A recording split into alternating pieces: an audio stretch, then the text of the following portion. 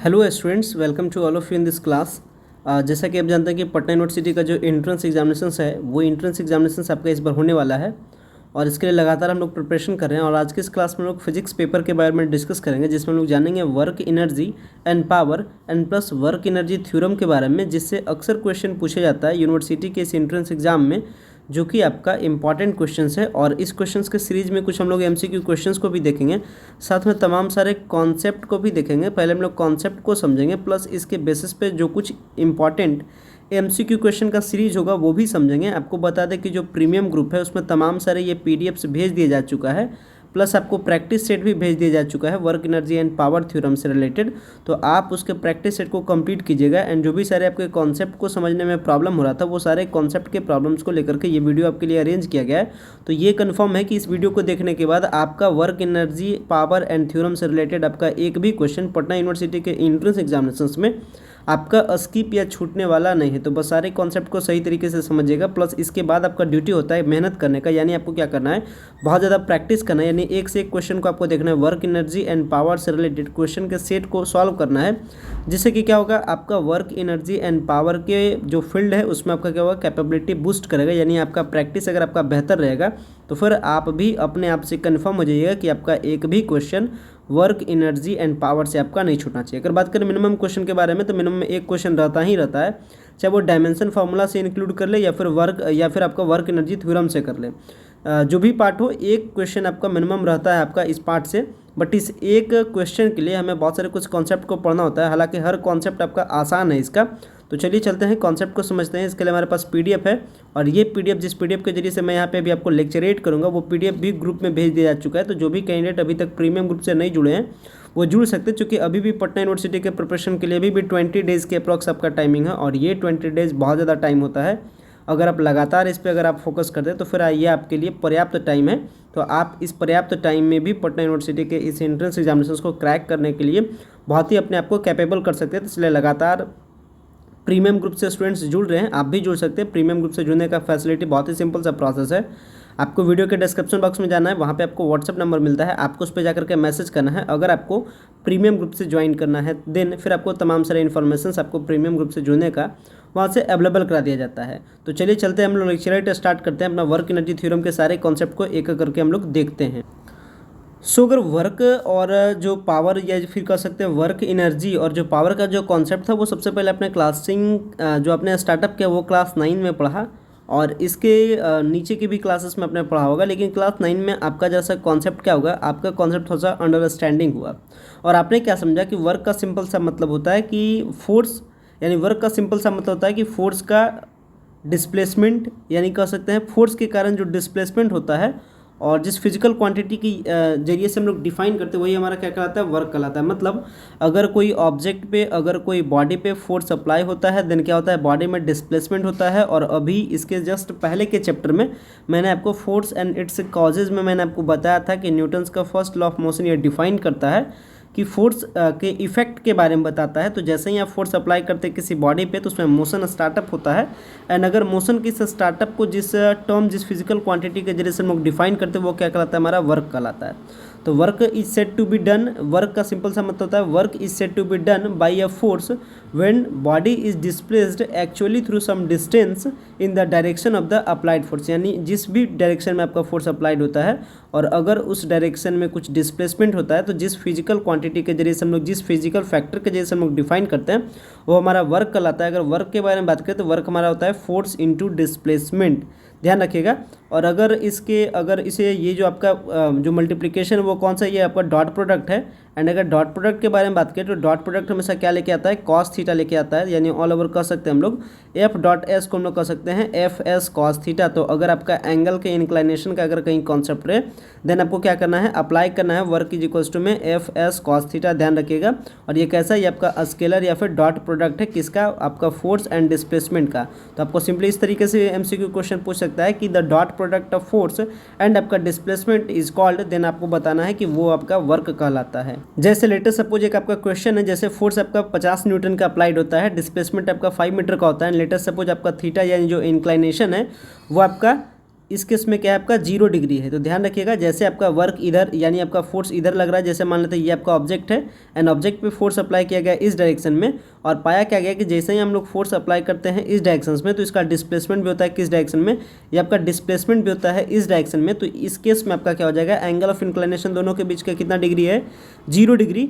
यानी all over कर सकते हैं कि वर्क हमारा क्या हो जाएगा, F S cos theta. And अगर आप इसे अप्लाई करते हैं एफ एस कॉस थीटा पे, तो कॉस थीटा, थीटा आपका क्या है 0, कॉस 0 का वैल्यू होता है 1, यानी एफ एस के बराबर हो जाएगा। एफ हमारा कितना 50 न्यूटन एंड हमारा डिस्प्लेसमेंट क्या है 5 मीटर का, यानी कह सकते हैं आपका 250 आपका न्यूटन एंड आपका क्या हो जाएगा, ये इसके लिए आपका मीटर। अगर न्यूटन मीटर के बारे में बात करें तो इसका जो एसआई यूनिट होता है वो आपका जूल होता है। ध्यान रखिएगा, ये आपका वर्क के बारे में डिस्कशन होगा। ये जो मैंने अभी बताया ये वर्क के बारे में सिंपल सा कॉन्सेप्ट है। अभी जो हम लोग जो भी देख रहे हैं यहाँ पे कंटेंट, वो डायरेक्टली आपका एंट्रेंस एग्जामिनेशंस में पूछने वाला कॉन्सेप्ट है। यानी हम लोग पूरे नोट्स को कंप्लीट नहीं कर रहे या फिर कह सकते हैं कि पूरे चैप्टर्स को नहीं देख रहे हैं, बल्कि हम लोग वो सारे इंपॉर्टेंट पॉइंट्स को देख रहे हैं जो आपका इस एंट्रेंस एग्जामिनेशंस में आपका पूछा जाएगा। तो आप इसे सही तरीके से समझिएगा। जिस जिस पॉइंट के बारे में आपको डिस्कस कर रहा हूँ उस पॉइंट्स के बारे में आप अपने नोट से या अपने बुक से भी पढ़ सकते हैं, लेकिन जो इंपॉर्टेंट पॉइंट है मैं हर एक पॉइंट को यहाँ पे कंक्लूड कर दे रहा हूँ। वर्क को भी मैंने आपको बताया वर्क के बारे में। वर्क के बारे में ध्यान रखिएगा कि वर्क का वैल्यू पॉजिटिव भी होता है, नेगेटिव भी होता है, समटाइम 0 भी होता है। तो वो डिपेंड करता है किस पे, एंगल का आपका इंक्लाइनेशन पे, यानी फोर्स एंड आपका डिस्प्लेसमेंट के डायरेक्शन पे। अगर फोर्स एंड डिस्प्लेसमेंट का डायरेक्शन अपोजिट में होगा तो फिर वो क्या होगा, उस केस में आपका जैसे मान लेते हैं फोर्स, जैसे लेटेस्ट सपोज मान लेते हैं कि आपका फोर्स इस डायरेक्शन में हो रहा है, डिस्प्लेसमेंट आपका इधर हो रहा है। जब दोनों का अपोजिट डायरेक्शन रहेगा यानी angle of inclination in case मान लेते हैं कि 180 होगा या फिर आपका ग्रेटर देन आपका 90 डिग्री होगा, तो उस केस में क्या होगा, आपका वर्क नेगेटिव होगा। तो वर्क का वैल्यू पॉजिटिव, नेगेटिव एंड 0 भी हो सकता है, वो डिपेंड करता है सिचुएशन पे। तो ध्यान रखिएगा, अकॉर्डिंग टू क्वेश्चन थोड़ा सा काम कीजिएगा। आगे बढ़ते हैं वर्क से आगे एनर्जी के बारे में। तो एनर्जी का सिंपल सा मतलब होता है the amount of energy possessed by a body is equal to the amount of work done. यानी किसी बॉडी के द्वारा जितना काम किया जाता है उसी को क्या कहते हैं, उसके पास का कंटेंट एनर्जी कहते हैं। ध्यान रखिएगा। तो एनर्जी का मतलब सिंपल सा हो गया कि जो आपका कैपेबिलिटी है वर्क डन करने का, वो आपका सिंपली क्या कहलाता है, एनर्जी कहलाता है। यानी किसी बॉडी में कितना वर्क करने का कैपेबिलिटी है, यानी कितना उस बॉडी में काम करने की क्षमता है, उसको सिंपल सा क्या कर सकते हैं, एनर्जी कर सकते हैं। ध्यान रखिएगा। इसके बाद अगर आगे के टर्म के बारे में जान लें तो जो बॉडी बेसिकली जिस बॉडी के पास एनर्जी होता है वो बॉडी क्या करता है, एक फोर्स को एग्जर्ट करता है किसी अदर बॉडी पे। ध्यान रखिएगा। अगर इस एनर्जी के बारे में बात करें तो एनर्जी बेसिकली आपका एक स्केलर क्वांटिटी, यानी जिसके पास ओनली मैग्नीट्यूड होता है, किसी भी प्रकार का डायरेक्शन नहीं होता है। अगर इसके एसआई यूनिट के बारे में बात की जाए तो एसआई यूनिट आपका जूल होता है, और ये आपका क्या कहलाता है, जब 1 जूल का आपका वर्क होता है तो जिस बॉडी के पास, यानी जिस बॉडी के द्वारा अगर मान लेते हैं कि ये एक आपका ऑब्जेक्ट रखा है, ये आपका एक बॉडी है, वो क्या करता है कि इस पे 1 जूल का वर्क करता है। इसका मतलब इसके पास क्या है, 1 जूल का क्या है, इसके पास एनर्जी। ये सिंपल सा मतलब है। ध्यान रखिएगा। एसआई यूनिट के बारे में मैंने आपको बता दिया कि जो यूनिट ऑफ एनर्जी है वो आपका क्या है, जूल है, और वो आपका नाम रखा था एक ब्रिटिश फिजिक्स के नाम पर, जिसका नाम था जेम्स प्रेस्कॉट जूल के नाम पर। खैर, अगर जूल के बारे में बात करें तो जूल का स्मॉल जो एनर्जी है, यानी जूल इज अ स्मॉल, यानी जूल के बारे में जो भी मैंने बताया वो क्या है, स्मॉल यूनिट ऑफ एनर्जी है। और अगर इसके बिगर यूनिट के बारे में बात करें तो आपका क्या होता है, किलो जूल होता है। और ध्यान रखिएगा 1 kilo joule is equals to में 1000 जूल। अब अगर इस एनर्जी के बारे में बात करें तो एनर्जी बेसिकली 2 प्रकार का होता है। एक होता है आपका पोटेंशियल एनर्जी एंड एक आपका काइनेटिक एनर्जी। पोटेंशियल एनर्जी के बारे में बात करें तो potential energy is energy due to the position और चेंज इन शेप। यानी अगर किसी बॉडी के पोजीशन या फिर शेप के कारण अगर जो एनर्जी उस बॉडी में कंटेन रहता है वो आपका क्या कहलाता है, पोटेंशियल एनर्जी। जैसे in case of a spring, ये स्प्रिंग आपका कुछ इस टाइप से होता है, ये आपका स्प्रिंग है, तो इसके शेप के कारण जो एनर्जी इसमें स्टोर्ड है वो क्या कहलाता है, पोटेंशियल एनर्जी। या फिर इसके पोजीशन के कारण, जैसे अगर कोई ऑब्जेक्ट किसी ऊंचाई पर रखा हुआ है तो जब मान लेते हैं लेटर सपोज ये आपका ऑब्जेक्ट है जो कि h हाइट पे रखा हुआ है, तो इस बॉडी में इस बॉडी में जो भी एनर्जी कंटेंट है, यानी इस बॉडी के पास जो भी एनर्जी है वो आपका क्या कहलाएगा, वो आपका कहलाएगा पोटेंशियल एनर्जी। ध्यान रखिएगा। तो यहाँ पे पोटेंशियल एनर्जी के बारे में मैंने आपको बता दिया। पोटेंशियल एनर्जी का सिंपल सा मतलब वैसा एनर्जी किसी बॉडी में जो कि उसके पोजीशन और चेंज इन शेप के कारण कंटेंट होता है। ध्यान रखिएगा। The energy of a body due to its position above the ground, यानी अगर किसी बॉडी में अगर एबव द ग्राउंड के पोजीशंस के कारण अगर पोटेंशियल एनर्जी हो तो उसे हम लोग कहते हैं ग्रेविटेशनल पोटेंशियल एनर्जी कहते हैं। और the energy of a body due to the change in its shape and size, ये आपका क्या कहलाता है, इलास्टिक पोटेंशियल एनर्जी। जैसे इन केस ऑफ स्प्रिंग वो कौन सा आपका एनर्जी कहलाएगा, वो कहलाएगा इलास्टिक पोटेंशियल एनर्जी। ध्यान रखिएगा। तो पोटेंशियल एनर्जी को सिंपली आप लोग पोटेंशियल एनर्जी के बारे में अगर बात किए तो पोटेंशियल एनर्जी का जो कैलकुलेशन होता है वो होता है mgh के जरिए से, यानी मास एंड ग्रेविटी इंटू में हाइट के जरिए से हम लोग पोटेंशियल एनर्जी का कैलकुलेशन करते हैं। आगे की एनर्जी के बारे में बात की तो सेकेंड एनर्जी आपको होता है काइनेटिक एनर्जी। काइनेटिक एनर्जी का सिंपल सा मतलब होता है द अमाउंट ऑफ एनर्जी, यानी अगर आपके किसी मूविंग बॉडी के कारण जो एनर्जी को मेजर किया जाता है वो हमारा कहलाता है। यानी अगर किसी मूविंग बॉडी के कारण, यानी किसी अगर मूविंग बॉडी के कारण अगर कुछ काम होता है यानी वर्क होता है, इसका मतलब उसके पास है क्या है, एनर्जी है, और उस एनर्जी को हम लोग क्या कहते हैं, काइनेटिक एनर्जी कहते हैं। और अगर काइनेटिक एनर्जी के कैलकुलेशन के बारे में बात करें तो वो इक्वल टू हमारा होता है 1/2 mv² होता है। और काइनेटिक एनर्जी का एक जो मैक्सिमम क्वेश्चन पूछा जो जा चुका है, जो 19 के क्वेश्चन में आपको पूछा गया था, वो आपका किससे रिलेटेड था, वो आपका था काइनेटिक एनर्जी का मोमेंटम से रिलेशन था। ध्यान रखिएगा, मोमेंटम के बेसिस पे एक आपका क्वेश्चन था, और वो क्वेश्चंस मैं आपको कोशिश भी करता हूँ दिखाने का, या मैं वो क्वेश्चन का सेट आपको भेज दूंगा अपने ग्रुप में, तो आप देख लीजिएगा, उस क्वेश्चन का आपको सॉल्व कर लेना है। तो यहाँ ध्यान रखिएगा, ये आपका काइनेटिक एनर्जी इक्वल टू होता है 1/2 mv² के बराबर में। और काइनेटिक एनर्जी को सिंपली हम लोग क्या कहते हैं, k.E, यानी kinetic energy. Kinetic energy equals to होता है 1/2 mv²। आपको रिलेशन बताना है काइनेटिक एनर्जी का मोमेंटम के साथ, काइनेटिक एनर्जी एंड आपका क्या, मोमेंटम। बात कीजिए अगर मोमेंटम के बारे में तो इसको हम लोग स्मॉल p से डिनोट करते हैं, और मोमेंटम का क्या मतलब होता है, m इंटू में v, यानी मास इंटू में वेलोसिटी।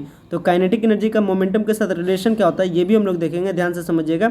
आगे बढ़ते अगर काइनेटिक एनर्जी के बारे में, तो काइनेटिक एनर्जी जो होता है वो डायरेक्टली प्रोपोर्शनल होता है मास ऑफ द बॉडी के कारण में, यानी जो आपका काइनेटिक एनर्जी है वो डायरेक्टली डिपेंड करता है मास पे, यानी अगर आप मास को बढ़ाते हैं तो उसका काइनेटिक एनर्जी भी क्या होगा, वो आपका बढ़ेगा।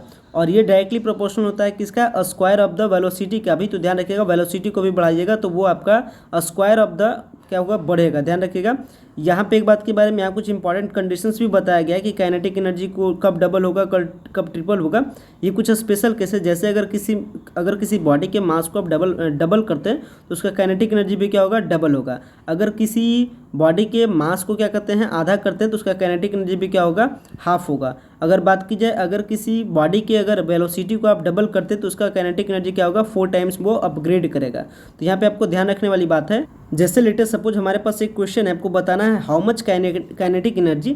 आपको बताना है कि एक क्रिकेट बॉल में कितना काइनेटिक एनर्जी होगा। अगर उसका मास के बारे में बताया गया, उसका मास आपका 160 ग्राम है, और उसका जो स्पीड है वो क्या है, 22 मीटर पर सेकेंड के स्पीड से बॉल को थ्रो किया गया है, तो उसके पास कितना काइनेटिक एनर्जी है, इसके बारे में हम लोग को बताना है। चलिए आइए देखते हैं, सिंपल से कैलकुलेशन है। तो अगर इस प्रॉब्लम के सॉल्यूशन के बारे में देखा जाए तो हम लोग को क्या अप्लाई कर देना है, 1/2 mv²।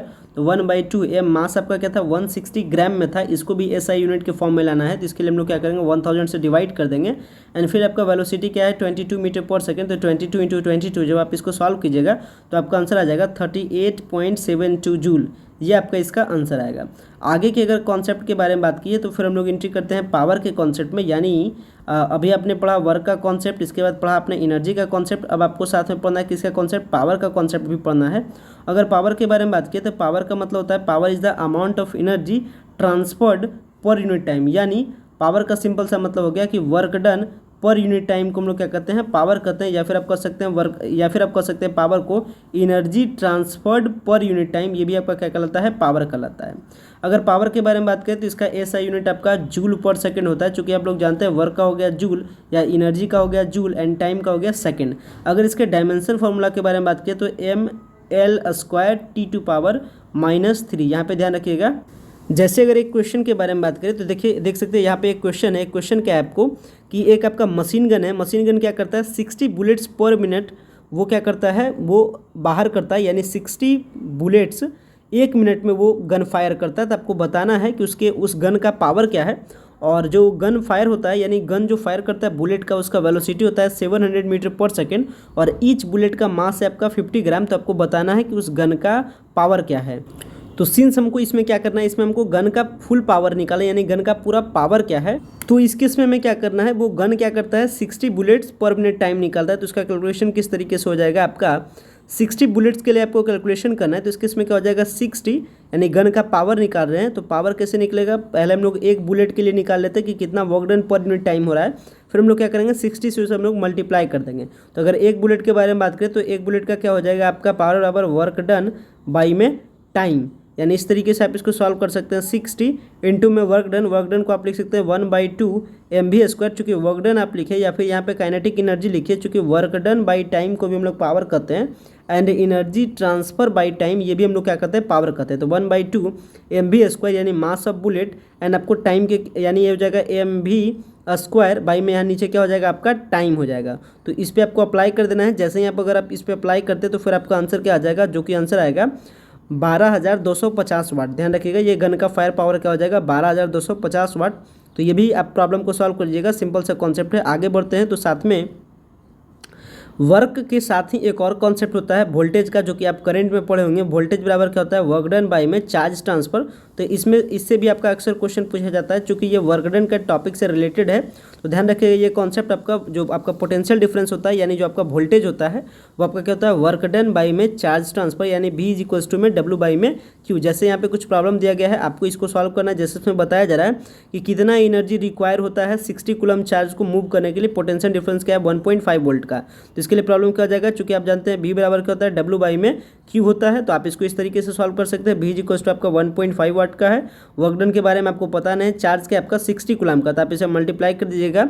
आपका 15 को आप जब आप 60 से मल्टीप्लाई कीजिएगा तो आपका वो फाइनल आंसर आ जाए। तो इस केस में आप जैसे ही मल्टीप्लाई कीजिएगा तो आपका आंसर क्या आ जाएगा, 90 जूल आ जाएगा। तो इस तरीके से आपको इस प्रॉब्लम को सॉल्व करना है। आगे के कॉन्सेप्ट के बारे में जानते हैं। तो यहाँ देखिए आपका इंपॉर्टेंट जो जिसके बारे में आपको बता रहा था वो आपका रिलेशन है, यानी आपका काइनेटिक एनर्जी का मोमेंटम के साथ रिलेशन है। तो ध्यान रखिएगा आपका जो मोमेंटम होता है यानी स्मॉल p होता है वो आपका क्या इक्वल होता है, √2 इंटू में m इंटू में आपका काइनेटिक एनर्जी। ये आपका क्या है, रिलेशन है। ध्यान रखिएगा काइनेटिक एनर्जी के बारे में बात करें तो काइनेटिक एनर्जी को फाइनली आप कर सकते हैं, काइनेटिक एनर्जी = में आपका P यानी मोमेंटम बाई में √2m। ये आपका रिलेशन है। इसी रिलेशंस के बेसिस पे कुछ क्वेश्चन रहेगा।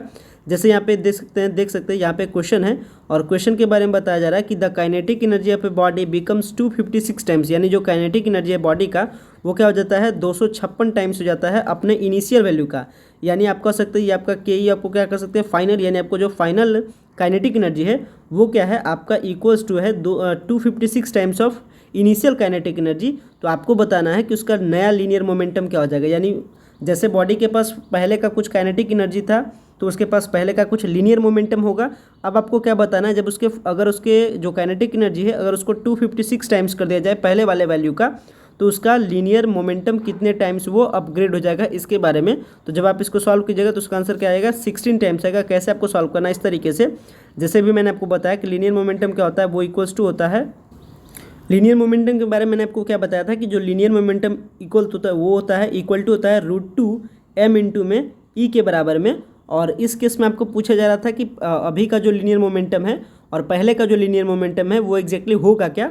तो आप इसको सॉल्व करने के लिए क्या कर सकते हैं, P2 बाई में P1, P2 का मतलब हो गया अभी का और P1 हो गया पहले का। तो P2 का मतलब क्या हो जाएगा आपका √2m E बाई में 2 E2 यानी अभी का, यानी जो कर सकते हैं फाइनल काइनेटिक एनर्जी बाई में, ये आपका हो जाएगा √2m E2 बाई में √2m E1। ये आपका हो गया फाइनल काइनेटिक एनर्जी, ये आपका हो गया इनिशियल काइनेटिक एनर्जी। और जब आप इसको सॉल्व करते हैं तो ये आपका कुछ इस तरीके से सॉल्यूशन हो जाएगा। यहाँ पे एक कॉन्सेप्ट को पहले समझ लीजिएगा। यहाँ जो काइनेटिक एनर्जी का जो रिलेशन है इसमें ध्यान रखिए ये फुल फॉर्मूला होता है √2m इंटू में E। ये आप ध्यान रखिए ये पूरा ब्रैकेट में है, यानी ये पूरा अंडर द रूट में है। यहाँ पे इस कॉन्सेप्ट को समझिएगा, नहीं तो फिर आपको प्रॉब्लम होगा और वो थोड़ा सा लगता है प्रिंटिंग मिस्टेक वगैरह होगा। तो किस तरीके से, इस तरीके से रिलेशंस को आप लिख सकते हैं। जो आपका काइनेटिक एनर्जी होता है वो आप जानते हैं क्या 1/2 mv² के बराबर होता है। आप इसको इस तरीके से शॉर्ट फॉर्म में लिख सकते हैं mv इंटू में v। और यहाँ पे देख रहे हैं v 2 टाइम्स में, लेकिन m आपका सिंगल टाइम्स में। इसके लिए क्या करती है आप m पे स्क्वायर कर दिए अपने मन से, यानी m को आप 2 टाइम्स में यहाँ पे मल्टीप्लाई कर दिए, तो ये m को क्या कर देना है आपको डिवाइड कर देना है। यानी कह सकते हैं काइनेटिक एनर्जी = 1/2 mv² बाई में स्मॉल m। चूँकि हम लोग क्या किए यहाँ पे एक स्मॉल m अपने मन से यहाँ पे क्या किए राइट डाउन किए, तो इसको क्या करते हैं डिवाइड करने के लिए हम लोग एक स्मॉल m का यूज करते हैं। mv को हम लोग क्या कहते हैं मोमेंटम कहते हैं, यानी कह सकते हैं काइनेटिक एनर्जी = 1/2 इंटू में mv के लिए क्या करते हैं मोमेंटम, यानी p का स्क्वायर बाई में m। और अगर आप इस p के वैल्यू को निकालते हैं तो क्या हो जाएगा 2m इंटू में E और पूरा पे क्या हो जाएगा आपका रूट हो जाएगा। तो उसी कॉन्सेप्ट के साथ इसको बनाना, ये सिंपल सा प्रॉब्लम है। जब आप इसको सॉल्व कीजिएगा तो आपका आंसर 16 आएगा। यहाँ पे प्रॉब्लम भी इसका सॉल्यूशन भी बताया गया है। आगे बढ़ते हैं कॉन्सेप्ट में। आगे के कॉन्सेप्ट में यहाँ एक प्रॉब्लम है, कॉन्सेप्ट आपको बताया जा रहा है, आपको बताना है कि वर्क डन आपको बताना है। अगर कोई बॉडी आपका रखा हुआ है इस ग्राउंड सरफेस पे और इस बॉडी को क्या किया जाता है कि 20 मीटर हाइट तक ले जाया जाता है, तो आपको बताना है कि कितना वर्क डन होगा। तो ध्यान रखिएगा, इस प्रॉब्लम का मेन मोटिव समझाने का है कि जब भी अगर आप इन द अपोजिट ऑफ काम करते हैं, यानी अगर आप ग्रेविटी के अपोजिट में काम करते हैं, तो वहाँ पे आपका जो ग्रेविटी का जो वैल्यू होगा वो आप नेगेटिव लीजिएगा। जैसे इन दिस केस में जब बॉडी को ऊपर की ओर ले जाया जाए, तो यहाँ ध्यान रखिएगा जब भी आप कैलकुलेट कीजिएगा फोर्स को, चूंकि वर्क बराबर क्या होता है, फोर्स इंटू में डिस्प्लेसमेंट होता है, और फोर्स बराबर क्या होता है, मास इंटू में आपका ग्रेविटी होता है। तो इन दिस केस आप जो ग्रेविटी का वैल्यू लीजिएगा, यानी एक्सीलरेशन ड्यू टू ग्रेविटी जो आपको लेना है वो आप नेगेटिव लीजिएगा। आगे के बारे में बात करें तो अभी मैंने आपको पावर के बारे में बताया था, और 1 किलो वाट आवर ये किसका यूनिट है, तो वो आपका किसका है, एनर्जी का है। ध्यान रखिएगा 1 किलो वाट आवर के बारे में मैंने आपको बताया, तो वो क्या है इसमें, सॉरी यहाँ पे 1 किलो वाट आवर जो क्या हो जाएगा वो आपका हो जाएगा। तो यहाँ जो बताया गया था, ये जो क्वेश्चन था इसमें क्या पूछा जा रहा था, 1 किलो वाट आवर, यानी 1 किलो वाट आवर किसके लिए होता है, वो आपका होता है एनर्जी के लिए। ध्यान रखिएगा चूंकि यहाँ पे क्या बताया जा रहा है कि 1 किलो यानी एनर्जी, यानी 1 किलो आपका किसका यूनिट था, एनर्जी का, और एनर्जी का मल्टीप्लिकेशन किसके साथ है, टाइम के साथ है। तो आप पावर के बारे में जानते हैं कि पावर आपका क्या हो जाएगा, यहाँ जो आपका ये जो आपका इस केस में जो आपका टोटल जो ये जो आपका एनर्जी हो जाएगा वो क्या हो जाएगा 1 किलो वाट, यानी 1 kilo hour, 1 kilo watt hour वो किसके लिए इक्वल टू हो जाएगा, वो आपका हो जाएगा एनर्जी के लिए। और यहाँ पे आप देख भी सकते हैं, यहाँ एनर्जी के, यहाँ मैंने आपको इलेक्ट्रिक पावर के भी बारे में बताया था, इसके बाद आपको इलेक्ट्रिक एनर्जी के बारे में भी मैंने आपको बताया था। तो यहाँ एक्सप्लेनेशन में कुछ इंपॉर्टेंट पॉइंट्स के बारे में जो कि आपका कॉमर्शियल यूनिट के बारे में बताया गया। तो ध्यान रखिएगा the commercial unit of electrical energy वो आपका क्या है, किलो वाट होता है, और इसे हम लोग क्या कहते हैं, BOT भी कहते हैं, यानी बोर्ड ऑफ ट्रेड भी कहते हैं। तो बोर्ड ऑफ ट्रेड अगर आपसे पूछा जाए तो आप उसको किसको कहते हैं, किलो वाट को हम लोग कहते हैं, बोर्ड ऑफ ट्रेड के बारे में बताया जाता है। और 1 किलो वाट आवर का अगर जूल के साथ रिलेशन बताया जाए, तो ये ध्यान रखिएगा यहाँ का रिलेशन इंपॉर्टेंट है। 1 किलो वाट आवर का मतलब क्या, 1 किलो वाट का अगर आपका खर्च होता है यानी 1 आवर में, तो 1 किलो वाट को हम लोग कहते हैं 1000 वाट। और अगर टाइम के बारे में बात करें तो आपका कितना, 1 आवर इज इक्वल टू होता है आपका 3600 सेकेंड, और अगर आप इसको मल्टीप्लाई करते हैं तो आपका हो जाएगा 3.6 इंटू 10⁻6 जूल। ध्यान रखिएगा ये आपका इंपॉर्टेंट पॉइंट यहाँ से MCQ एराइज होता है।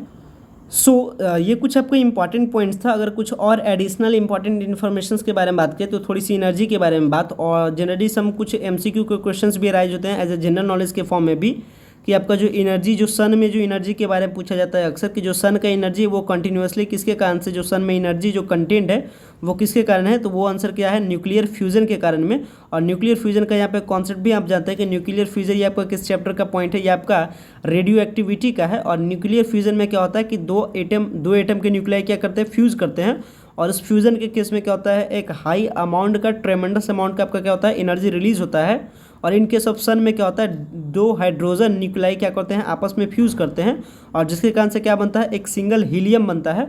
और इन दिस केस में क्या होता है, द लार्ज एनर्जी ऑफ, यानी the large amount of energy वो आपका रिलीज होता है। तो ध्यान रखिएगा इन द सन के केस में क्या होता है, वो आपका न्यूक्लियर फ्यूजन होता है। और ये न्यूक्लियर फ्यूजन किस पार्ट का कॉन्सेप्ट है, रेडियो एक्टिविटी का है। और रेडियो एक्टिविटी का डिस्कवर्ड किसके द्वारा किया गया था, तो हेनरी बैक्वेरल के द्वारा किया गया था। ध्यान रखिएगा। और ये इसका जो यूनिट होता है वो आपका क्यूरी या फिर हेनरी होता है। और रेडियो एक्टिविटी बेसिकली दो प्रकार का होता है, एक होता है आर्टिफिशियल और एक होता है नेचुरल, जिसके बारे में आप रेडियो एक्टिविटी के चैप्टर, जब हम लोग रेडियो एक्टिविटी के चैप्टर्स को देखेंगे तो फिर हम लोग फुल्ली उसे एक्सप्लेन करके समझेंगे भी। साथ में एक और आपका कॉन्सेप्ट आता है इस इलेक्ट्रिक जो एनर्जी यानी वर्क एनर्जी पावर के केस में, एक और कॉन्सेप्ट आता है वो आपका आता है हीट के बारे में। हीट के बारे में भी कॉन्सेप्ट आता है जो कि आपका इलेक्ट्रिक करंट से रिलेटेड है। ध्यान रखिएगा हीट को हम लोग सिंपली कहते हैं वर्क, यानी जो हीट हमारा होता है किसी भी इलेक्ट्रिक फ्लो, यानी किसी भी इलेक्ट्रिक करंट के फ्लो में जो हमारा हीट होता है वो क्या होता है, वर्क के बराबर होता है। और वर्क को हम लोग पावर इंटू टी भी कहते हैं, या पावर इंटू टी को हम लोग करंट के फॉर्म में क्या करेंगे, आई स्क्वायर इंटू में आर हम लोग कहते हैं। ध्यान रखिए ये आपका आई करंट के लिए, आर आपका रेजिस्टेंस के लिए। तो इसमें हम लोग कॉन्सेप्ट को अप्लाई करते हैं तो हीट इज इक्वल टू होता है आई स्क्वायर इंटू में आर भी होता है। तो इस कॉन्सेप्ट को भी अक्सर आपसे पूछा जाता है, तो आप इसको अप्लाई करना। जैसे इस केस में आपको एक प्रॉब्लम है जिसमें देखिए बताया जा रहा है कि 0.3 एम्पियर का करंट फ्लो होता है एक कॉइल से जिसका रेजिस्टेंस है 418 ओम। तो आपको बताना है कितना हीट एनर्जी प्रोड्यूस्ड होगा। तो इस केस में किस कॉन्सेप्ट का अप्लाई कीजिएगा, तो वो हो जाएगा आई स्क्वायर इंटू में आर को। जब आप इसको अप्लाई कीजिएगा तो आपको पता चलेगा किस केस में आंसर होगा, वो होगा आपको 540 कैलोरी। ध्यान रखिएगा आगे के कॉन्सेप्ट में ये सर आपका सिंपल सा कॉन्सेप्ट है। तो इस तरीके से यहाँ पे देख सकते हैं, यहाँ पे प्रॉब्लम्स के बारे में फुल सॉल्यूशन बताया भी गया है। तो इस तरीके से आप अप्लाई कीजिएगा। तो आशा करते हैं कि वर्क एनर्जी पावर से रिलेटेड जो कॉन्सेप्ट है वो आपको समझ में भी आया होगा। साथ में एक आपका एडिशनल कॉन्सेप्ट भी है, वो आपका किसका है, वर्क एनर्जी थ्योरम का। एक एडिशनल कॉन्सेप्ट है, वो है आपका वर्क एनर्जी थ्योरम का। वर्क एनर्जी की थ्योरम के कॉन्सेप्ट में ये बेसिकली एक थ्योरम है जिसमें आपको बताया जाता है वर्क के बारे में। तो वर्क के बारे में ध्यान रखिएगा, वर्क इज इक्वल्स टू होता है final kinetic energy minus initial kinetic energy. और इसी थ्योरम को हम लोग क्या कहते हैं, वर्क का एनर्जी के साथ रिलेशन कहते हैं, वर्क का एनर्जी के साथ रिलेशन। और इसे हम लोग जानते हैं वर्क एनर्जी थ्योरम के नाम से भी जानते हैं, जिसमें कहता है कि work is equals to final kinetic energy minus initial kinetic energy. तो ये आपका कुछ कॉन्सेप्ट था वर्क एनर्जी थ्योरम का। इससे रिलेटेड जो प्रैक्टिस जो प्रॉब्लम है वो आपको प्रैक्टिस को सॉल्व करना है, और इससे रिलेटेड तमाम सारे पीडीएफ आपको ग्रुप में भेज दिया भी जा चुका है। तो आशा करते हैं ये वर्क एनर्जी थ्योरम का तमाम सारा कॉन्सेप्ट आपको सही तरीके से समझ में आ गया। जो भी एमसीक्यू क्वेश्चन इससे अराइज होता है, जो भी कॉन्सेप्ट से एमसीक्यू क्वेश्चन आता है, वो सारा कॉन्सेप्ट को मैंने इस वीडियो में कंटेन कर दिया। सो गाइस वीडियो को इन करते हैं। Thanks for watching this important lecture video.